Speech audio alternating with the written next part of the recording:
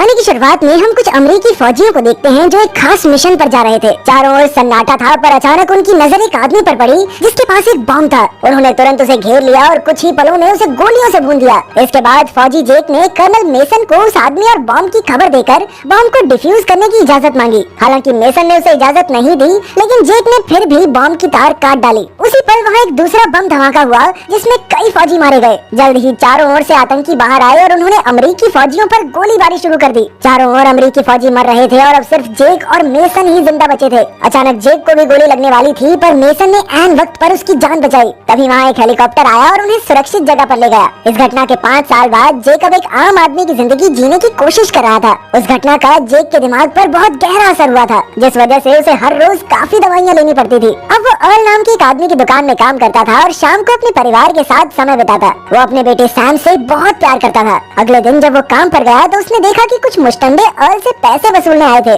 जब जेक ने उन्हें चुपचाप बाहर निकल जाने को कहा तो उनके लीडर फ्रेश ने अपने गुंडों के साथ उस पर हमला कर दिया। लेकिन जेक कोई नौसिखिया थोड़ी था, उसने बड़ी आसानी से उन सबको धूल चटा दी। आखिरकार फ्रेश बदला लेने की धमकी देकर वहाँ से चला गया। इसके बाद जेक को अपने परिवार की चिंता हुई तो उसने ग्रेस को फोन करके सब कुछ बताया, पर ग्रेस कहने लगी कि उसे खुद लड़ने की बजाय पुलिस को फोन करना चाहिए था। खैर, फिर शाम को जब वो घर लौटा तो उसने फ्रेश की गाड़ी देखी। तभी फ्रेश ने कहा कि मेरा बदला पूरा हुआ और तुरंत वहाँ से फरार हो गया। अब जेक तुरंत अपने घर में घुसा, लेकिन वहाँ का मंजर देखकर उसके पैरों तले जमीन खिसक गई। उसकी पत्नी और बेटे की लाश जमीन पर खून से लथपथ पड़ी थी और बेचारा जेक उसी वक्त फूट फूट कर रोने लगा। कुछ ही देर में पुलिस ने वहाँ आकर जेक से पूछताछ की, लेकिन वो अपना ट्रक लेकर निकल गया। अचानक उसे एक क्लब के बाहर फ्रेश की गाड़ी दिखी और वो बंदूक लेकर अंदर घुस गया। तभी उसने अंधाधुंध फायरिंग शुरू कर दी और फ्रेश की पूरी गैंग को मार डाला। अब फ्रेश की बारी थी, लेकिन फ्रेश कहने लगा कि उसके पास जेक के परिवार को मारने के अलावा और कोई चारा नहीं था। लेकिन जेक ने उसकी एक ना सुनी और उसे जान से मार डाला। इसके 5 महीने बाद अब जेक जेल में था, लेकिन अपनी बीवी बच्चे की मौत के बाद उसकी दिमागी हालत और बिगड़ चुकी थी। एक दिन अचानक जेक से मिलने मेसन आया और उसने कहा कि वो जेक को जेल से रिहा करवाने आया है। लेकिन जेक कहने लगा कि वो अपनी सजा काटने को तैयार है, लेकिन उसे अपने किए पर कोई पछतावा नहीं। फिर कुछ दिन बाद रैमजे नाम का एक आदमी जेक से मिलने आया। उसने कहा कि वो एक खास फोर्स का लीडर है, लेकिन जेक को उसकी बातों में कोई दिलचस्पी नहीं थी, इसीलिए वो उठकर वहाँ से चला गया। फिर शाम को वो अपने परिवार को याद कर रहा था कि अचानक कुछ नकाबपोश लोग उसके सेल में घुस आए और उसे बेहोश करके अगवा कर लिया। बाद में जब उसकी आँख खुली तो उसने देखा कि ये काम रैमजे के आदमियों का ही था। रैमजे ने कहा कि वो काफी समय से जेक पर नजर रखे हुए थे और वो चाहता था कि जेक उसकी फोर्स सेक्शन 8 के लिए काम करे। जेक को उसकी बातों में कुछ खास इंटरेस्ट नहीं था, लेकिन फिर रैमजे ने कहा कि तेरा बेटा तुझे एक हीरो की तरह देखना चाहेगा, एक कैदी की तरह नहीं। उसकी ये बात सुनकर जेक उसके साथ काम करने को राजी हो गया। इसके बाद रैमजे ने जेक को एक नया बैंक अकाउंट, घर, गाड़ी और एक झूठी कहानी दी, क्योंकि बाकी दुनिया के हिसाब से वो अब मर चुका था। फिर रैमजे वहाँ से चला गया और बाकी टीम ने जेक की परीक्षा ली। एजैक्स ने उसे धक्का देकर उस पर हमला करने की कोशिश की, तो जैक ने भी डटकर उसका सामना किया और आखिरकार वो एजैक्स को एक पेन से हमला करके मारने ही वाला था कि अचानक उसके सामने उसके परिवार की झलक आ गई और वो वहीं रुक गया। कुछ समय बाद जेक और म्यूलर अपने पहले मिशन के लिए निकले। उनका मिशन था कैस्टिलो नाम के एक आदमी को मारना जो हथियार बेचने का गैर कानूनी काम करता था। अब वो काफी खतरनाक हथियार रशियंस को बेचने वाला था, लेकिन उन्हें इससे पहले ही कैस्टिलो और उसके आदमियों को मारना होगा। शाम को वो दोनों मेक्सिको पहुँचे, जहाँ कैस्टिलो अपने अड्डे पर रशियन माफिया से डील करने वाला था। उनके आते ही जेक ने चुपके से एक गार्ड को मार डाला, लेकिन इस आवाज से दोनों गैंग्स को लगा कि सामने वाले उन पर हमला करने वाले हैं। जल्द ही बात बहसबाजी से बढ़कर गोलीबारी तक आ गई। अचानक वहाँ एक गाड़ी में धमाका हुआ और दोनों गैंग्स के लगभग सारे गुंडे मारे गए। आखिरकार जेक ने बाहर आकर देखा कि गाड़ी में 2 लड़कियाँ डरकर छिपी हुई थी, लेकिन जेक ने उनकी जान बख्श दी और हथियारों के कागज लेकर लौट आया। लेकिन बाद में रैमजे ने 2 लड़कियों को जिंदा छोड़ने के लिए उस पर बहुत गुस्सा किया, लेकिन फिर जेक कहने लगा कि उसे इंसानों की जान की कोई परवाह नहीं है क्या। इसके बाद रैमजे ने लॉक नाम के एक आदमी को फोन किया और फिर अगले दिन लॉक ने एक होटल में जाकर कई लोगों को मार डाला और आखिरकार अपने शिकार के कमरे तक पहुंच गया। वो आदमी जानता था कि रैमजे ने ही लॉक को भेजा है, इसीलिए उसने लॉक को बहुत सारे पैसे देने का लालच दिया,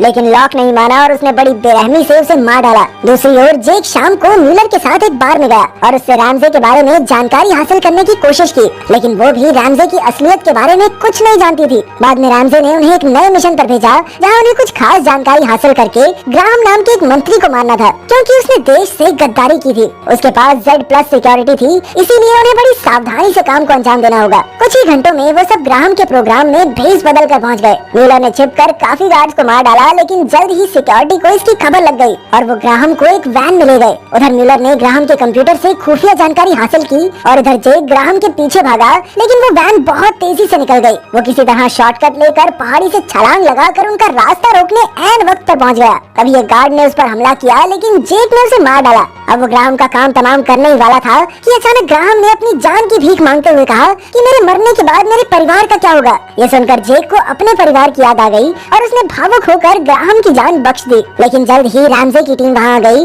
और एजैक्स ने ग्राहम को मारकर मिशन पूरा किया। रात के समय जेक को बहुत पछतावा हुआ और वो अपने बेटे की तस्वीर देखकर रोने लगा, पर अचानक उसे एहसास हुआ कि कुछ नकाबपोश लोग उसके घर के बाहर हैं। इसीलिए वो तुरंत छिप गया। उन लोगों ने जेक को पूरे घर में ढूंढा, लेकिन तब तक वो पीछे के दरवाजे से निकल चुका था। फिर अगले दिन जेक मेसन से मिलने गया और उसे पूरी कहानी बताई। मेसन ने कहा कि असली सेक्शन 8 तो कई साल पहले ही बंद हो गई थी और अब तो इसमें नौकरी से निकाले गए फौजी, CIA और FBI एजेंट्स काम करते हैं। ये लोग चारों ओर फैले हुए थे और अब जेक ने उनका काम पूरा न करके उनसे दुश्मनी मोल ले ली थी। बाद में जेक अपने शहर लौट आया और रैमजे ने उसे समझौते के लिए फोन किया, लेकिन जेक ने दोबारा उसके लिए काम करने से साफ इनकार कर दिया। इसके बाद रैमजे ने गुस्से में लॉक को फोन करके उसे जेक को मारने का मिशन दे दिया। खैर बाद में जेक की मुलाकात अपने बेटे के एक दोस्त से हुई और उसने बताया कि जेक की पत्नी और बेटे को मारने से पहले फ्रेश काले सूट पहने हुए कुछ एजेंट्स जैसे लोगों से मिला था। पर तभी अचानक लॉक ने वहाँ आकर उस पर गोली चला दी और जेक बच्चे को दुकान में धक्का देकर वहाँ से भाग निकला। रास्ते में लॉक ने कई आम लोगों और पुलिस वालों को भी मार डाला और आखिरकार पुलिस की गाड़ी चुराकर जेक का पीछा करने लगा,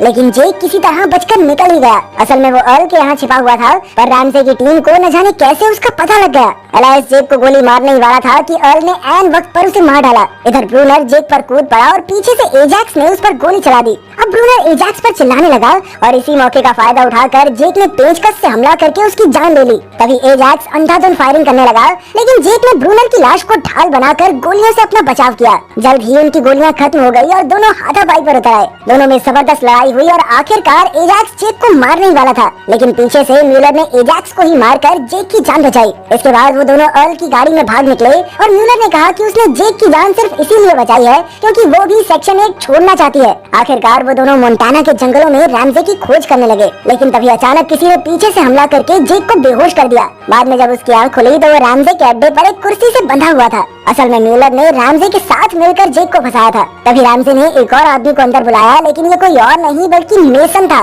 जब जेक को पता चला कि मेसन भी रैमजे के लिए ही काम करता है तो उसके होश उड़ गए। सच तो ये था कि रैमजे ने ही फ्रेश को पैसे देकर जेक के परिवार का खून करवाया था। आखिरकार रैमजे ने मेसन और म्यूलर को उनके काम के पैसे दिए और फिर उनसे कहा कि उन्हें जेक को मार डालना चाहिए क्योंकि अब उसे साथ रखना खतरे से खाली नहीं। मेसन भी राजी हो गया और वो जेक के कमरे में गया, लेकिन वहाँ अचानक उसने जेक को रिहा करके बताया कि असल में वो सेक्शन 8 को खत्म करने के मिशन पर है, इसीलिए उसे रैमजे से दोस्ती का नाटक करना पड़ा। अब वो चाहता था कि जेक भी इस काम में उसकी मदद करे। इसके बाद उसने अलार्म बजा दिया और गार्ड्स कमरे में घुस आए, पर उन दोनों ने मिलकर सबको मार डाला। जल्द ही वो गोलीबारी करते हुए रैमजे तक आ पहुँचे, पर तब तक रैमजे म्यूलर के साथ कहीं छिप गया और वो जेक को पैसों का लालच देने लगा, लेकिन जेक ने गुस्से में उस पर गोली चला दी। फिर रैमजे कहने लगा कि भाई मेरी कोई गलती नहीं है, ये सब मेसन का किया धरा है, पर जेक को उस पर यकीन ही नहीं हुआ। इन्हीं बातों में अचानक म्यूलर ने जेक पर गोली चला दी, पर तभी मेसन अपने दोस्त की जान बचाने के लिए बीच में आ गया। जेक ने तुरंत मेसन को बचाने की कोशिश की, लेकिन मेसन कहने लगा कि उसकी जान से ज्यादा जरूरी ये मिशन है